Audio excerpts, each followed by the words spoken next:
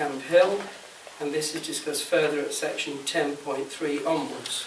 The updated programmes for the General Fund and HRA are shown at appendices C and D, and recommendations are set out at section 2.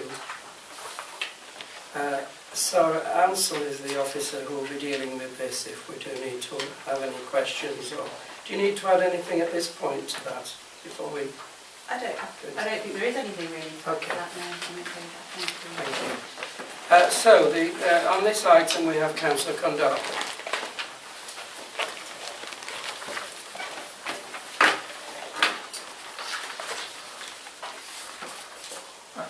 Thank you, Chair.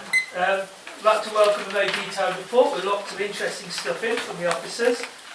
Starting at 5.2, I'm concerned that we've got spending pressure from our recycling service due to new bins for new housing. This is something that should be organised when we have planning applications and actually asking for money for new bins. And we also need to treat the bins more carefully because the recycling bins are getting broken by our recycling staff, treating them harshly. Very concerned at 5.4 that we're getting more and more money going into the Civic Hall. The Civic Hall expenditure is getting out of control.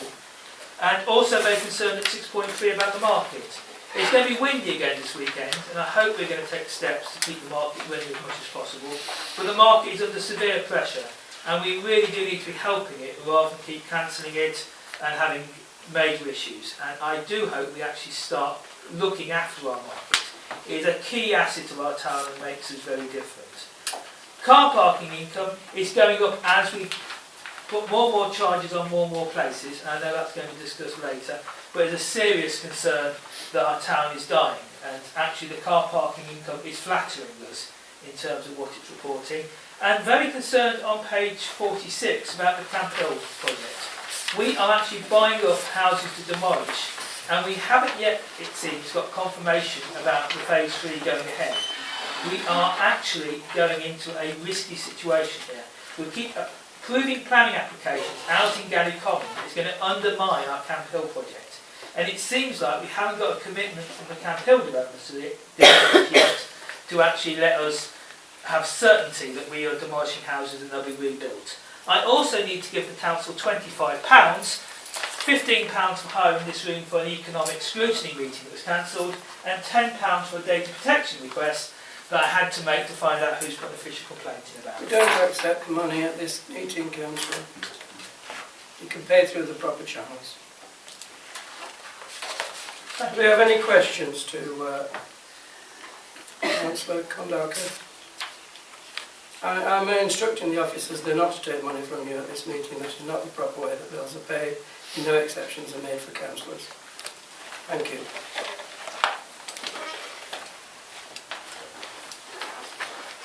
Right. Do we have any member of the committee that wants to speak on this? Well, I would like to congratulate all our officers who have worked very hard indeed to look at these accounts, and in particular that the underspends are greater than the forecast, because that is what we need.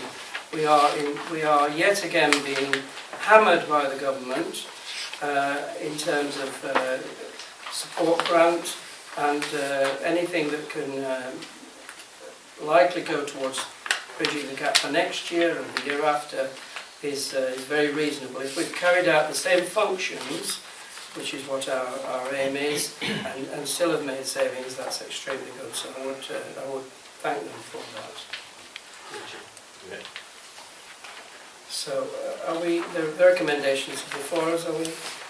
Yes, okay. Thank you very much.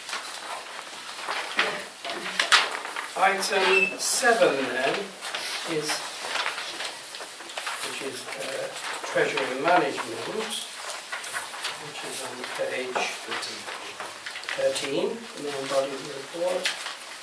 So this details the Council during the first 6 months of 2015-16 and includes the prudential indicators as at the 30th of September 2015. Section 4 gives an update on the economic position, with the UK seeing strong growth and inflation remaining low. Section 4.5 outlines the latest interest rate forecast and shows they are expected to remain at historically low levels for the remainder of the year. The Treasury and prudential indicators for the current year are detailed at section 6, and a summary of those requiring amendment is shown at Appendix A. Section 7 details our investment portfolio performance for the first 6 months. Section 8 includes a proposal to make additional investment instruments available to the Council and the criteria for selecting suitable counterparties for those instruments.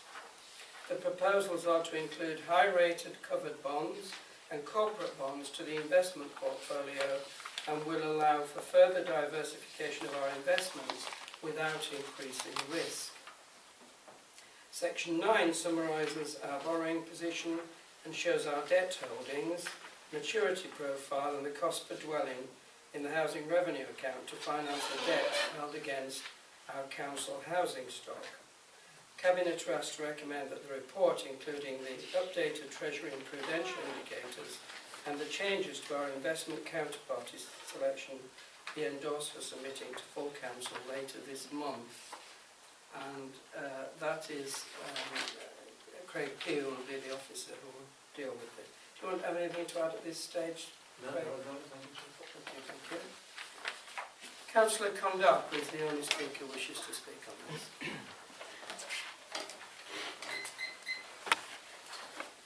Thank you very much, Chair. The Treasury management seems to be in a lot better state than when it was during the losing money in the Icelandic bank account saga, and mostly things seem to be well invested and cautiously so. So overall things look quite good. The one thing I was a bit concerned about is section 8.4 when we're talking about looking at investing in corporate bonds. These obviously carry more risk, because obviously if you invest in a BP, for example, there could be an oil disaster or something. So I do hope we're very careful about the risk profiles of any corporate bonds and institutions we invest in terms of how risky they are to unexpected events, new agreements in terms of climate change, and I mean commodities like coal are going massively out of fashion, so I do hope we're not going to invest in coal. The other point it's important to note, and it was brought up by the Coventry Telegraph, I think, this week, is it alleged that Coventry City Council is investing in companies that are making illegal landmines.